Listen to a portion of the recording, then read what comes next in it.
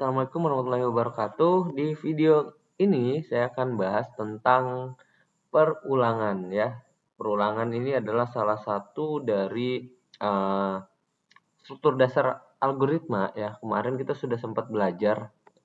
Mungkin kalian bisa cek di buku catatan kalian.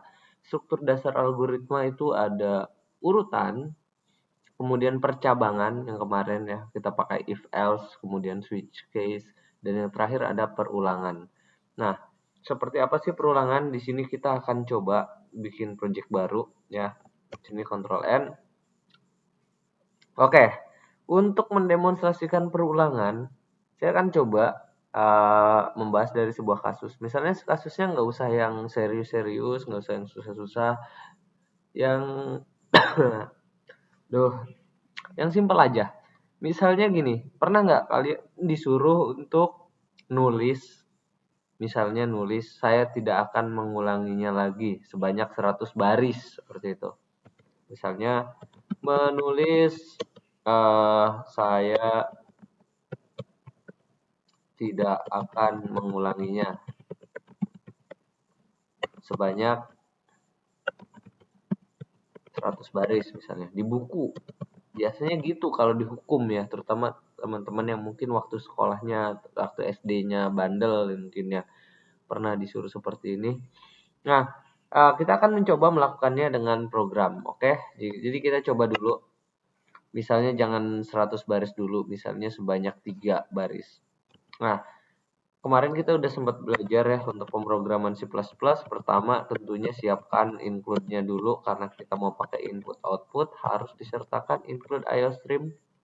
Kemudian supaya nggak ribet nanti, siapkan juga using namespace, std. Nah, ini udah biasa ya, kemarin kita udah sempat bikin. Kemudian ada fungsi main-nya. Nah, di dalam fungsi main ini kita bikin programnya. Programnya hanya menampilkan tulisan saya tidak akan mengulangi sebanyak 3 baris. Kalau hanya 3 baris, mungkin kalian bisa berpikir seperti ini aja nih, si out ya, kemarin untuk menampilkan tulisan saya tidak akan mengulangi. Nah, karena kita mau 3 baris ya, di sini harus ada endl-nya supaya dia ini 1 baris ya, biar ada garis baru. Nah, kalau cuma 3 baris, mungkin kita bisa berpikir kita bisa melakukan seperti ini. Nah, ini ya. 1, 2, 3. Nah, seperti ini. Kita akan coba. Misalnya kita run. Apakah dia akan 3 baris menampilkannya? Kita save dulu. Misalnya save-nya apa ya? Belajar loop, itu aja dulu. Belajar loop atau perulangan. Nah, ini kita run. Dan ya, ini hasilnya. 3 baris saya tidak akan mengulangi. Terus kalau 5 baris gimana? Kalau 5 baris ya udah. Kalau bisa diminta 5 baris, mungkin kalian akan berpikir, oh ya udah berarti 2 lagi. Ini bisa copy. Seperti ini. Nah, 5. Ini kalau di run lagi, ini ada 5 baris. Nah, gimana kalau 100 baris? Berarti kita harus copy lagi dong sebanyak 100. Nah, itu akan sangat sulit ya teman-teman. Akan sangat ribet dan mungkin kita juga akan susah gitu ngitung ini udah berapa baris yang udah kita bikin. Kalau misalnya sebanyak itu. Nah, teman-teman, ternyata kita nggak perlu nulis seperti ini sebanyak ini. Jika perintahnya sama persis, ini kan perintahnya sama persis ya, diulangi sebanyak 5 kali. Nah, itu bisa kita lakukan, perintah itu bisa dikerjakan berulang oleh komputer ya, tanpa harus menulisnya berulang, yaitu dengan menggunakan namanya perulangan atau loop. Nah, ketika perulangannya sudah ditentukan di awal jumlahnya, itu paling cocok menggunakan for. For itu apa sih? Jadi for itu gunanya adalah untuk membuat loop atau perulangan. Jadi apapun yang ada di antara kurung kurawal kode for itu akan dijalankan berulang-ulang. Sebanyak apa ya, sesuai dengan kita setting kondisinya.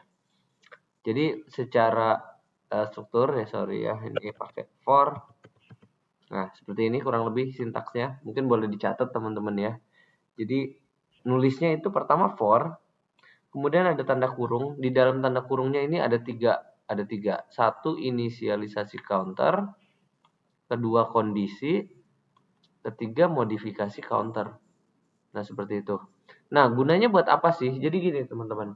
Misal kita mau jalan 10 langkah atau jalan 20 langkah. Ya, misalnya diminta seperti itu ya.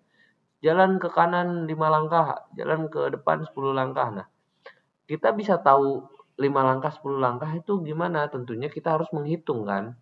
Misalnya kita mulai dari nol, kita melangkah satu kali, hitung 1. Langkah lagi 2, 3, 4, 5. Pas sudah 5 berhenti. Oh, berarti kita udah berjalan 5 langkah. Seperti itu.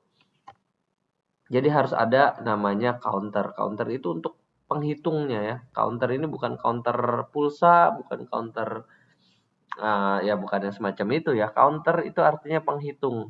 Jadi kita harus menyiapkan penghitungnya. Inisialisasi artinya kita siapkan penghitungnya mulai dari berapa. Kondisi di sini adalah batasnya. Batas masih bisa diulangi. Kemudian modifikasi counter ini. Jadi counter itu nggak mungkin dia tetap di angka yang awal.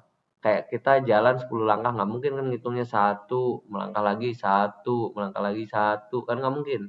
Pasti 1, nanti berubah 2, 3 sampai 10 baru berhenti. Nah, kurang lebih seperti itu kan. Nah, jadi di sini harus ada modifikasi counter. Dipisahkan dengan tanda titik koma. Jadi ini yang pertama inisialisasi counter dulu, titik koma, terus kondisinya, titik koma, baru yang terakhir modifikasi counter. Nah, kita coba praktekkan aja. Jadi di sini kita cukup punya satu aja, saya tidak akan mengulangi. Ini satu aja, tapi dia harus ada di dalam sebuah blok for seperti ini.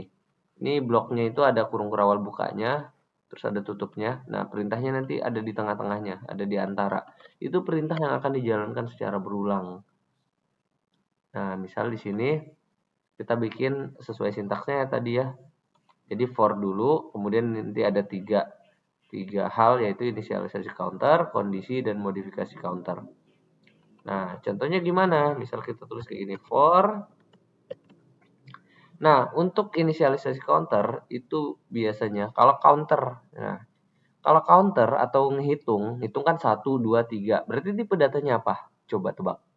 1, 2, 3. Ya, tipe datanya integer. Kalau kita mau ngitung, itu kan pakai angka ya. 1, 2, 3, dan seterusnya. Itu pasti tipe datanya integer. Jadi inisialisasi counternya kalian deklarasi dulu. Misalnya int, i, atau apapun namanya. Apapun namanya bebas. Ya, tapi biasanya kalau orang pakai looping for itu biasanya pakai i. I itu singkatan dari iterator. Tapi itu nggak wajib i juga sih. Tapi di sini ya udahlah kita pakai i aja.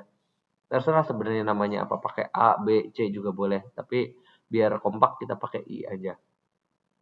int i kita inisialisasi sama dengan nilainya berapa. Kita mau mulai counternya itu dari berapa. Biasanya orang bikin counter itu dari 0 ya. Jadi kita mulai dari 0 ya kan. Ya, kita mulai dari 0. Jadi inisialisasinya i-nya atau penghitungnya itu mulai dari 0. Terus kapan berhentinya? Kalau kita mau 10 baris aja dulu. Kita coba 10 baris dulu ya. Kalau kita mau 10 baris, otomatis kondisinya adalah i kurang dari 10. Kenapa kurang dari 10? Jadi ketika dia udah ngitung ke yang 10, itu nggak boleh diulangi lagi. Saya tidak akan mengulanginya, berhenti gitu. Kayak misalnya kalian jalan suruh 10 langkah. Ya udah pasti kalian kan 1. Nah, masih 1 masih jalan dong, 2, jalan lagi dong, 3, 4, 5, 6, 7, 8, 9, 10. Nah, pas 10, apakah masih harus melangkah lagi sedangkan disuruhnya cuma 10 langkah? Tentunya tidak kan. Jadi batasnya adalah selama dia kurang dari 10. Kalau udah pas 10, udah berhenti. Nggak boleh lagi diulangi. Nah, itu namanya kondisi. Makanya di sini kondisinya i kurang dari 10. Kondisi ketika dia berhenti. Titik koma. Dan masih ada satu lagi. Jadi setelah inisialisasi, kemudian kondisi, yang terakhir ada modifikasi counter. Counternya kalau nggak dimodifikasi, dia tetap 0 terus. Jadi kayak kalian kalau jalan dari langkah ke 0 sampai 10, tapi kalian langkahnya 0, 0, 0 terus ya. Kapan 10-nya gitu, kapan berhentinya. maka di sini harus ada lakukan perubahan. Nah, cara melakukan perubahannya kita bisa gunakan operator namanya increment. I plus plus. Nah, ini boleh dicatat ya, increment itu apa sih? Increment adalah mengubah nilai suatu variabel ya. Ini saya kasih catatan deh di sini. Nih, bisa dicatat nanti di buku. Tanda plus plus artinya increment. Nah, increment itu apa sih? Increment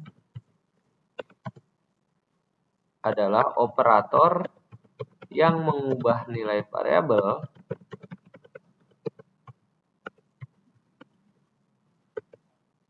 bertambah 1 dari nilai sebelumnya. Nah, seperti itu. Jadi maksudnya gini, kalau operator I ini awalnya 0, terus ketemu I plus plus, dia akan berubah jadi 1, karena bertambah 1 dari nilai sebelumnya. Kemudian kalau dia ketemu lagi, tadinya 1, dia akan jadi 2. Terus ketemu I plus plus lagi, dia akan jadi 3, dan seterusnya. Jadi ketika I plus plus ini, nilainya akan bertambah 1 dari nilai sebelumnya. Nah, kurang lebih seperti itu. Nah, terakhir, itu kalian bisa gunakan kurung kurawal ya. Nanti perintahnya itu ada di antara kurung kurawal. Nah, sebenarnya ini boleh aja nggak pakai kurung kurawal kalau perintahnya cuma satu kayak gini, tapi kita harus biasakan pakai kurung kurawal. Nah, kayak gini, kurung buka, nah enter. Nah, saya tidak akan mengulanginya, ini harus ada di dalam kurung kurawal, supaya dia akan diulangi sebanyak 10 kali. Seperti ini. Nah, ini akan menjalankan, saya tidak akan mengulangi sebanyak 10 kali. Nih, kita coba run. Nah, ini bisa dihitung, teman-teman. 1, 2, 3, 4, 5, 6, 7, 8, 9, 10. Ada 10. Kalau mau 20 langkah, ya udah tinggal diganti di sininya. Kondisinya sampai dia 20. Tentu dia akan menjalankan sebanyak 20 kali. Nah, ini.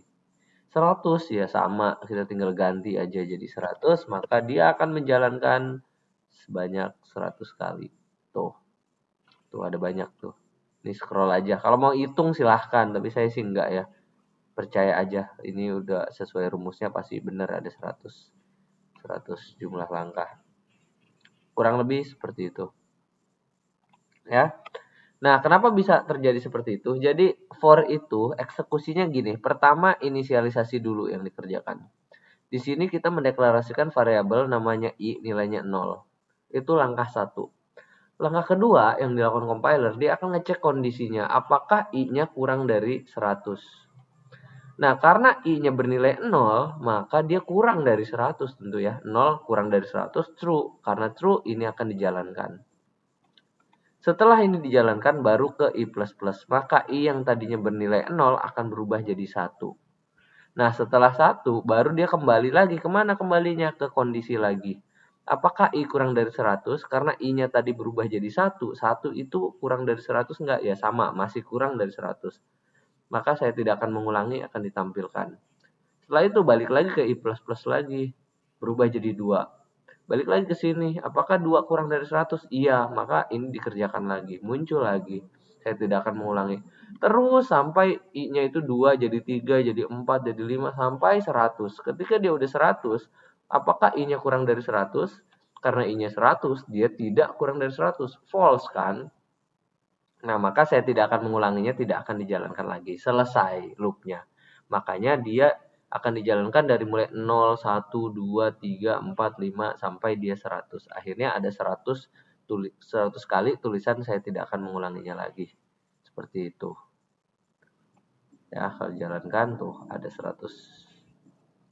Saya tahu kalau mau dikurangi ya kurangi 10 misalnya ya. Atau 7. Itu berapapun. Intinya dia akan ngulang dari 0 sampai ke 7. Kalau udah 7 udah berhenti dia. Tuh ada 7. Nah, apakah perubahan kondisi itu hanya menggunakan operator increment saja? Pakai I++ aja? Enggak. Kalian bisa pakai I min berkurang 1 dari sebelumnya kalau mau mundur. ya, atau menggunakan operator compound. Nah, nanti kita akan pelajari lebih detail ya untuk operator-operatornya. Nanti akan saya buatkan dokumen yang isinya ada operator-operator dan maknanya. Nanti saya kirim juga file materinya ya di grup e-learning atau di forum e-learning. Nah, di sini ini incrementnya satu-satu. Gimana kalau mau dua-dua? Itu kita bisa pakai compound operator, yaitu simbolnya seperti ini. Ini saya kasih catatan lagi. Tanda kalau di atas kan plus-plus ya. Ini plus sama dengan. Nah, ini artinya compound operator. Gabungan ya, gabungan antara assignment sama penjumlahan. Maksudnya apa? Kalau misalnya kalian I plusnya diganti jadi I plus sama dengan 2, nanti penambahannya itu bukan satu-satu kayak tadi. Ya, tapi dia langsung 2. Kurang lebih seperti itu. Nah, atau kita gini aja deh dulu. Misalnya kita menampilkan deret. Misalnya angka dari 0 sampai 6 misalnya. Nah, ini kita bisa tampilkan I-nya di sini. Nah, I-nya ketika looping pertama kali dijalankan dia nilainya 0. Tapi kemudian dia akan mengalami increment. Jadi berubah jadi 1, terus nanti berubah lagi jadi 2 dan seterusnya. Ini bisa kita cek. Kalau kita run dia akan kayak gini. 0 1 2 3 4 5 6. Kenapa bisa seperti itu? Kalau kita perhatikan pertama kan dia I-nya 0. I-nya 0. Apakah I-nya kurang dari 7? Iya. 0 kurang dari 7. Karena iya, maka cout I. Nilai I-nya ditampilkan. I-nya kan tadi 0, makanya 0 ditampilkan di sini. Nah, terus kemana? Ke I++. I-nya berubah jadi 1. Apakah 1 kurang dari 7? Dia balik lagi ke sini ya. Setelah I-nya di plus, dia berubah atau bertambah 1. Dia akan cek ke sini. Apakah I-nya kurang dari 7? Karena I-nya 1, iya dia kurang dari 7. Maka ditampilkanlah I-nya. I-nya bernilai 1. Jadi keluarlah 1 garis baru. Nah, terus I++ lagi dia akan berubah jadi 2. Apakah 2 kurang dari 7? Di sini dicek. Karena iya dia akan ditampilkan lagi 2. I++ lagi jadi 3. Balik lagi ke sini. Apakah 3 kurang dari 7? Iya, maka tampilkan lagi 3. I++ lagi berubah jadi 4. Tadinya 3 jadi 4. Nah, balik lagi ke sini, apakah I kurang dari 7? 4 kurang dari 7? Iya, maka ditampilkanlah 4 di sini. Turun lagi I++ jadi 5. Apakah 5 kurang dari 7? Iya, maka 5 akan ditampilkan. Terus I++ lagi. Ya. 5 berubah jadi 6. Apakah 6 kurang dari 7? Iya, maka ditampilkan lagi 6. Terus I++ lagi berubah dari 7. Balik lagi ke sini, I-nya kurang dari 7? Enggak ya, karena 7 tidak kurang dari 7. False, maka tidak ditampilkan atau selesai loopnya. Makanya di sini yang tampil dari 0, 1, 2, 3, sampai 6. Kurang lebih seperti itu. Nah, kalau yang tadi dibahas, I plus sama dengan, itu kalau kita mau menambahkannya lebih dari 1. Misal di sini I plus sama dengan 2. Maka dia akan menambahnya itu langsung 2. Kurang lebih seperti itu. Jadi kalau kita run lagi, maka dia akan jadi seperti ini. 0, 2, 4, 6. Hanya bilangan yang genap saja. Kenapa? Pertama kan mulai dari 0. Dia ditampilkan kan karena 0 itu kurang dari 7. Nah, selanjutnya I plus sama dengan 2. Jadi I yang semula bernilai 0 itu ditambah 2. 0 ditambah 2 jadi 2. Apakah 2 kurang dari 7? Iya. Maka ditampilkanlah 2 di sini. Garis baru. Kemudian I plus 2 lagi. Tadinya nilainya 2, ditambah lagi 2. Berubah jadi 4. Apakah 4 kurang dari 7? Iya. Jadi kita akan tampilkan 4-nya di sini. Nah, terus plus sama dengan 2 lagi. Jadi 4, tadinya 4, jadi tambah 2, berubah jadi 6. Ya, bertambah 2. Nih, I plus sama dengan 2. Apakah 6 kurang dari 7? Iya. Maka ditampilkan di sini 6. Nah, terus balik lagi ke sini. I plus sama dengan 2. 6 tambah lagi dengan 2, jadi 8. Apakah 8 kurang dari 7? Tidak, makanya tidak dicetak, selesai. 0246. Nah, sekarang gimana kalau teman-teman mau menampilkan deret angkanya itu 3. Jadi yang ditampilkan itu 0, 3, 6, 9. Nah, gimana caranya? Saya mau tampilannya itu 0, 3, 6, 9 atau kelipatan 3 kurang dari 10. Gimana caranya?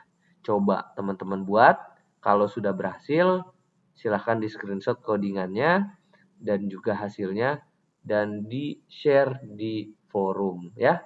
Silahkan dicoba. Saya mau teman-teman nyoba untuk menampilkan angka seperti ini tapi deretnya itu 0, 3, 6, 9. Udah sampai situ. Silahkan dicoba ya.